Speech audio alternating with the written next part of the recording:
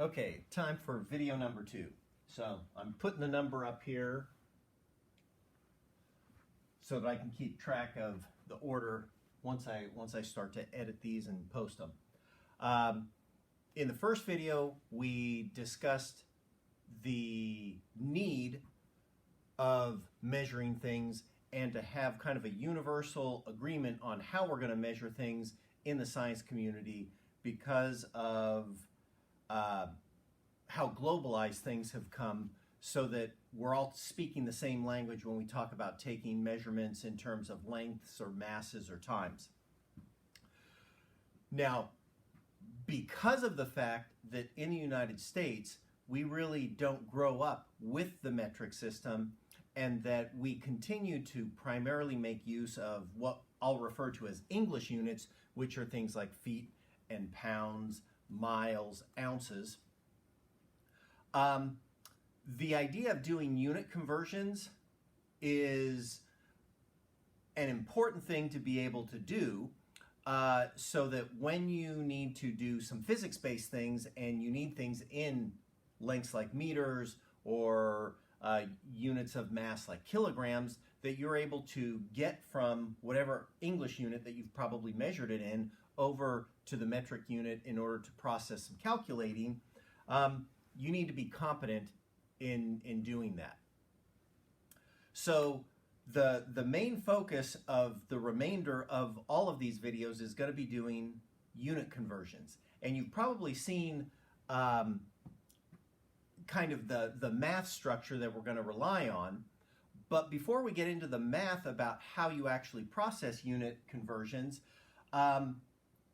there is something that you have to know in order to be able to do those conversions. And those are referred to as conversion factors. And you may not know these things by this name, but you've probably used them and know a few of them already. So we're going to start with, what is a conversion factor? And in a language definition, a conversion factor is a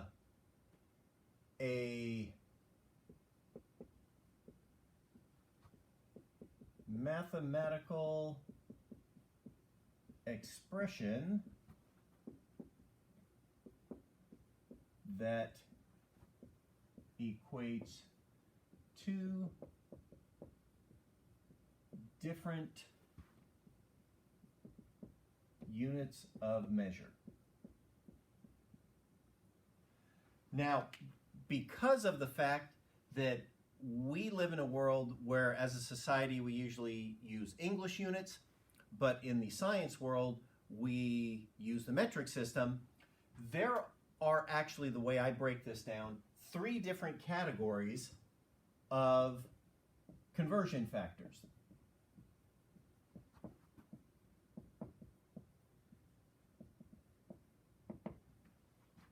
Now, the first one, I am going to refer to it as English.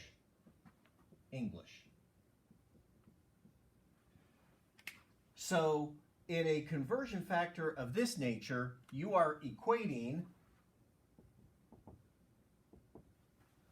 one English unit to another one. Probably the simplest one that people would be familiar with is that 1 foot equals 12 inches.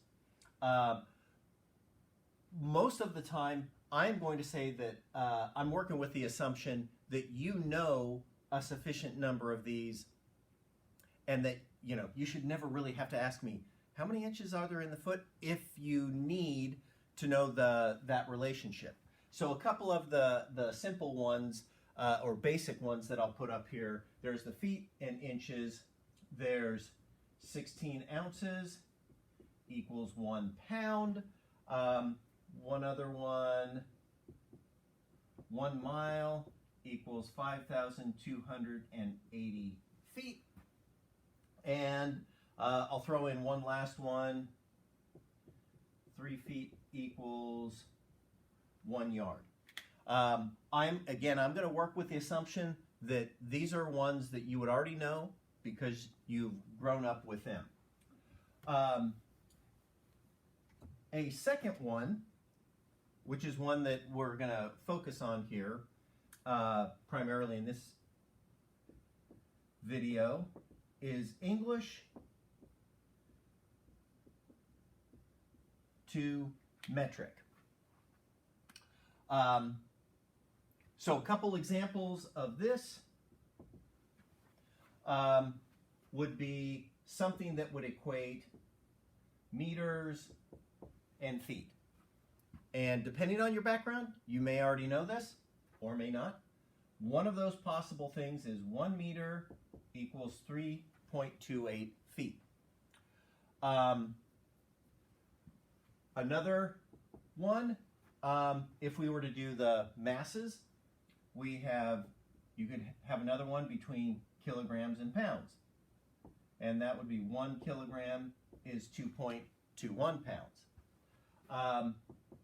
There are ounces to grams. 1 ounce, 28.4 grams. And another length one that would be a convenient one to know would be between miles and kilometers. And 1 mile is 1.61 kilometers. So these are conversion factors that kind of connect between the metric and the English systems of measure. Now, one thing about these conversion factors is you just have to know them. There is not a rhyme or a reason, and in a way it's kind of like the English to English ones. You know, there is a history to why are there 16 ounces in a pound, or why are there 12 inches in a foot. But the bottom line is, if you're going to need to use that, you just have to remember that 1 in 12 and that 1 in 16. Same thing goes with these English to metric conversion factors. These, you know, people might call them factoids that you just have to remember. Now, if you were to really research how many of them are there is a whole bunch of them. In the end, you don't need to remember tons of them. You only need to remember a core set, and we will have a discussion about that in a moment because we're going to expand on that. So now we can get rid of this, and we can go to the third one, which is what I call a metric to metric conversion factor. Now, again, some of you already are familiar with some of these. For example, a common one would be 1 meter equals 100 centimeters. Or 1 kilogram equals 1,000 grams. The one thing about the metric to metric conversion factors that is convenient, and this ties back to something that we discussed in the first video, is that when people talk about what is so convenient or great about the metric system, is that it is based on the number 10. And because of that, all of your conversion factors within the metric system are also base 10. So you would never have to worry about an eclectic number like a 12 or 5,280 in the metric system, because everything would be 10, 100, 1,000, or 1/10 or 1/100th. So everything is base 10, and I'm going to come back to that later because I have my particular way that I want you to become comfortable with in making these up. Because again, if you ask me how many different conversion factors are there for this metric to metric type scenario, there is an infinite number. But the one thing that we make use of in doing this that we're going to elaborate on later is that this is where prefixes come into play. And some people will refer to them as the metric prefixes, things like centi, kilo, There are others that you might be familiar with, like mega or deca or pico or nano, micro. The nice thing about the conversion factors for the metric system is that it's systematic. So you don't have to memorize the actual conversion factors, but you do have to memorize what are the prefixes and what multipliers go with them.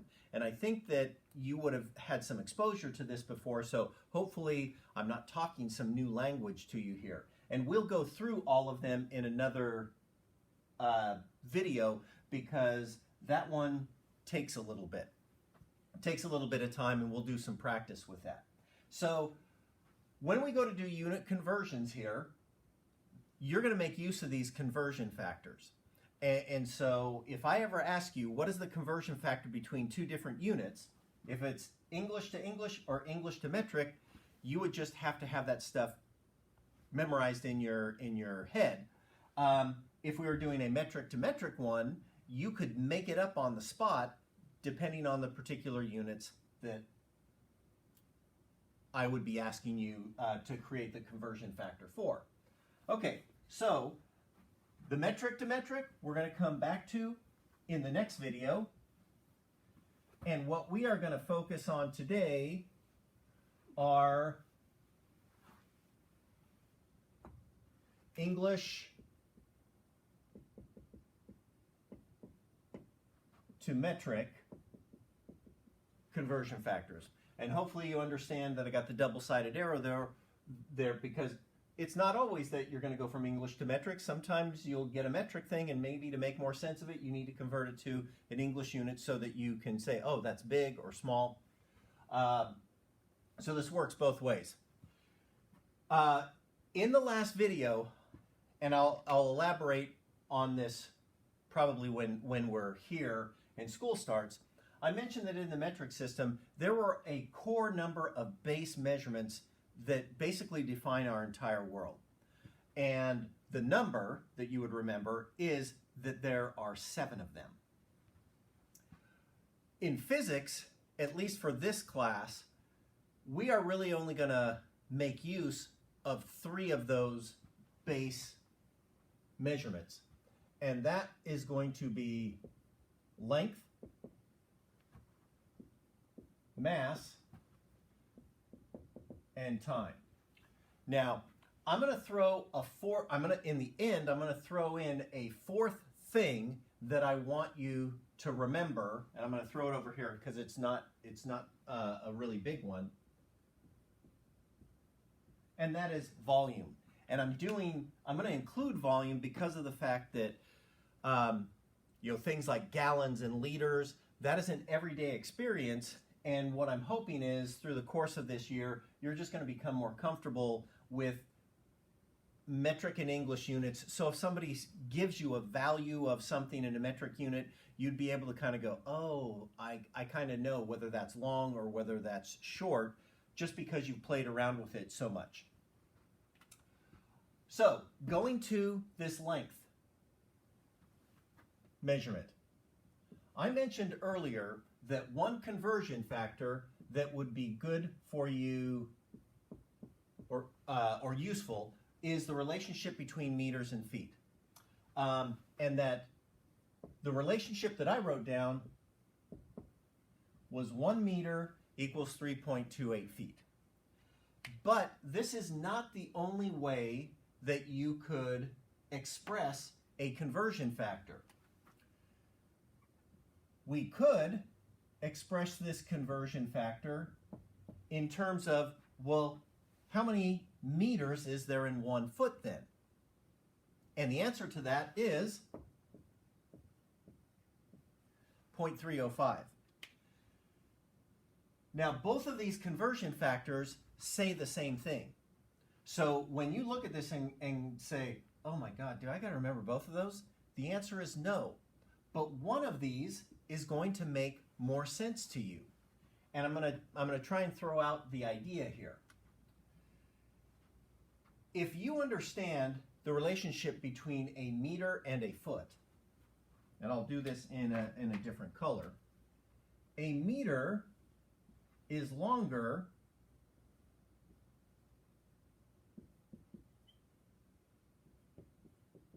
than 1 foot.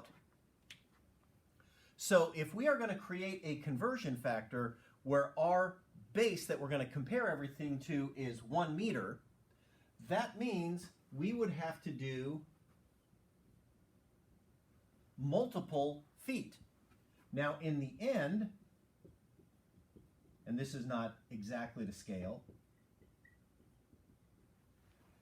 it ends up being that we would have to use multiple feet, and in the end it ends up being 3.28 feet in order to get the equivalent of 1 meter. And that's basically what this says.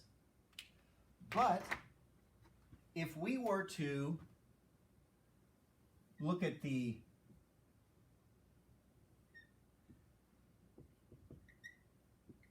second conversion factor here, we are not comparing 1 meter to other things. For some reason, we're saying, well, I know what a foot is, and so I'm going to compare things to a foot. Well, that means if I am going to compare this 1 foot to this 1 meter, that means this is going to be a fraction of the overall meter. And as it turns out, that 1 foot is this decimal of a meter. So every time you do a conversion factor, there are two general approaches. Because, and this also doesn't always hold true. You don't always have to have a 1 on both sides, but most of the time when people play with conversion factors, they usually do it by saying 1 of one thing equals a certain amount of another thing. But there are 2 general approaches that you can take when you do this. You can say, I'm going to take one big thing, and that is going to equate to multiple smaller units.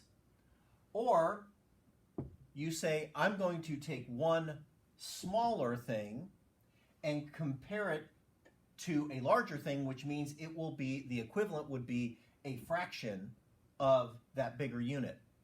And you can see that the difference ends up being that if you take the one big unit to multiple small units, you have a 1 and then a value bigger than 1 on the other side.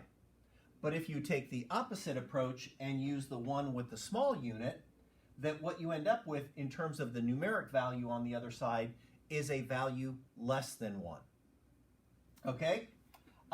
So in the end, coming back to these two conversion factors, you don't have to memorize both of them, because in essence, they're both saying the same thing, but they're just taking different approaches to the relationship between meters and feet.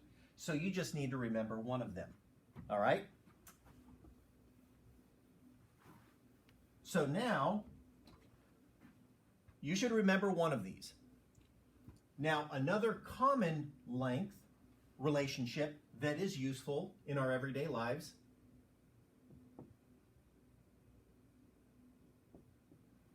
is miles and kilometers.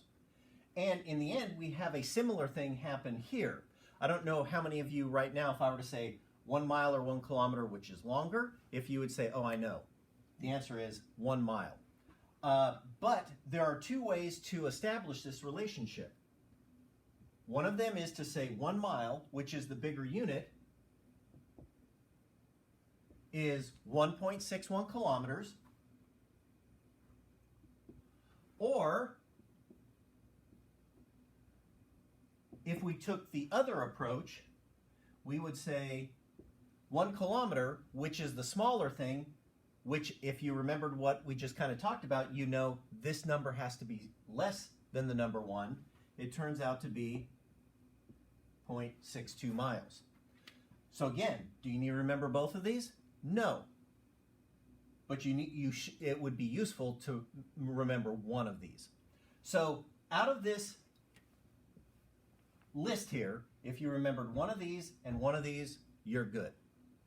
Now, if you get into some really eclectic field that deals with centimeters or millimeters or nanometers, you are going to find that there are certain relationships that that you're just going to become familiar with because you use them all the time. And you'll know something off the top of your head that somebody else, would have to look up. I am going to throw one additional thing in here that occasionally some people find useful, and that is the relationship between inches and centimeters, because they're kind of the parallels between the English and the metric system for smaller units. And the relationship here is 1 inch is 2.54 centimeters. Now, for those of you who are really into eclectic pieces of information, there are other relationships. You can memorize whatever you want as long as it's correct. For example, I happen to know, just because I do this, for many, many years, that 1 meter is 39.3, forget if it's 3.6 or 3.7, I think I use 3.6 inches. That's a combination of kind of combining a couple of these. I know that just because it's kind of stuck in my head. So if I needed to make use of that, it might be useful at a given moment. And if somebody else doesn't know that, they might look at you and go, "Oh my God, you are a genius." Not really, you just remembered a piece of information that they didn't happen to know. Okay, on to mass. Same thing here. There are certain relationships that you are going to, that are going to be useful for you to know. So in terms of bigger things, between the English and the metric system, usually kilograms and pounds are kind of equated with each other. And the relationship that I remember 1 kilogram is bigger than pounds, and 1 kilogram is 2.2 pounds. Now there is another way of approaching this. And that would be, I'm going to do 1 with the pound. And if this were to happen, because the kilogram is bigger, you know that this number is going to have to be less than the number 1. It turns out to be 0.454. So again, you don't need to remember both of these, just one of them. The other mass relationship that I think is the most common is ounces and grams. And again, if we said which one's bigger if you just had one of each, that depends a little bit on your experience. A gram is smaller than an ounce. So this is really the only way that I remember this one. I have 1 ounce, 28.4 grams. I think it's technically like 28.35, and if you use 28.35, you are totally okay. Again, remember, the only bad conversion factor is one that's incorrect. So if you happen to know another one, I have some people who choose to do 1 gram equals this very small decimal value of an ounce. I kind of discourage that one because most people don't like to see, increasingly small decimal values. So if you remember 1 pound to kilogram one, and this ounce to gram, you are taken care of. Time, hopefully most people are already okay with this, but there is one conversion factor that if you did this off the top of your head, sometimes it can cut down on a little work. Because I think most people would be able to figure out that 1 hour is 3,600 seconds. But when they say, well, that's because I take 60 times 60, if you know this as one value, sometimes it can reduce a few steps that you do in your processing.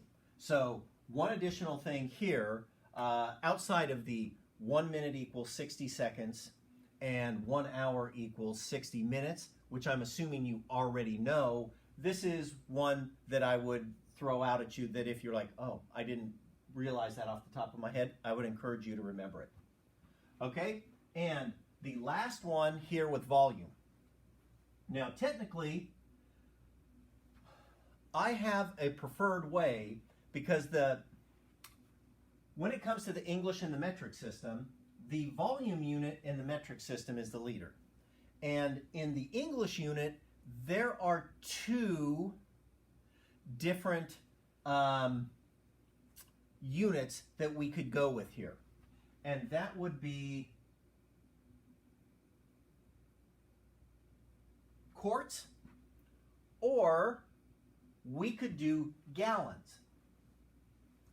Now, here is where I am going to propose to you, because I think this is much cleaner.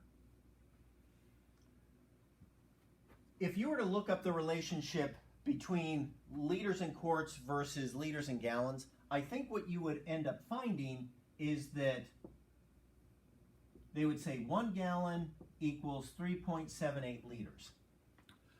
But quarts is also out there in everyday usage, and I think most people know this, but I'm not sure, so we're writing it down. 1 gallon equals 4 quarts. So my proposal to you is to blend both of these together, because there is a way that if you wanted to equate liters and quarts, because a liter and a quart are pretty close to each other, you could remember that relationship.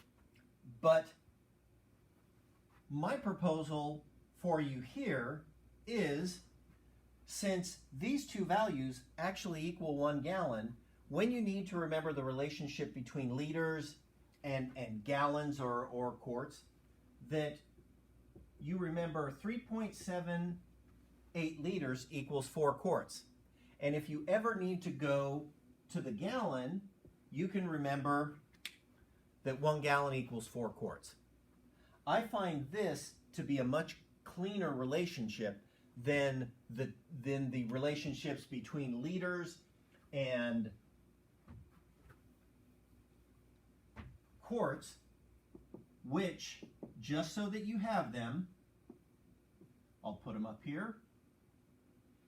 You could say 1 liter is 1.06 quarts, or 1 quart is 0.946 liters. I find people get these backwards and they get confused because the liter and the quart are very, very close to each other. And so my suggestion is, and when I do solutions for my unit conversion problems, I'm not going to use that. I'm going to use these two, because I find most people are okay with the 1 and the 4, and they can remember the 3.78. And you'll notice one thing that I'll highlight here is, I mentioned earlier that most people are familiar with conversion factors as 1 unit equals a certain number of another unit. You can see here, we are not using a 1, but 3.78 liters and 4 quarts is exactly the same thing, because they both represent the idea of 1 gallon. So I'm going to erase this, so if you were going to take like some kind of a screenshot of this. When it comes to your English metric conversion factors, everything that you need as a base is up on this board right now.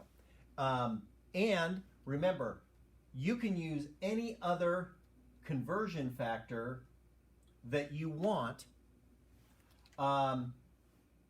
as long as it is correct. So some people do go off and go rogue and come up with their own preferred ones. I can live with that as long as you commit them to memory and you make sure that they're correct. All right? So video number 2 down, and we're going to come back and talk about the metric to metric conversions next.